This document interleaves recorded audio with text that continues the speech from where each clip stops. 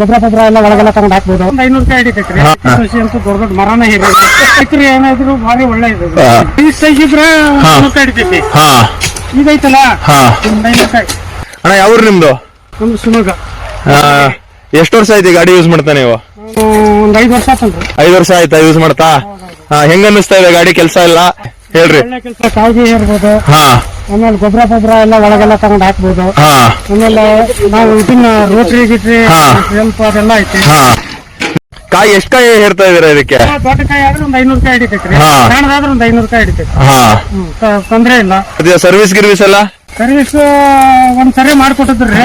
ತಿರ್ಗಾ ಏನು ಬಂದಿಲ್ಲ. ಇದ್ರು ಹಿಡಿತೈತಿ, ಇದ್ರು ಹಿಡಿತೈತಿ. ಜನ ನಮ್ಗೆ ಎಷ್ಟಿದ್ದ ದೌಡ್ ಆಗ್ತೈತಿ. ಹೇರಾಕ ಪರಾಕ ಗೊಬ್ಬರ ಅವೆಲ್ಲ ಹೇರ್ಕೊಂಡ್ರಿ. ಅಡಿಕೆ ಕೃಷಿ ಅಂತೂ ದೊಡ್ಡ ದೊಡ್ಡ ಮರನ ಹೇರಿ ಏನಾದ್ರು ಭಾರಿ ಒಳ್ಳೆ ಇದೆ. ಓಕೆ ಅಣ್ಣ.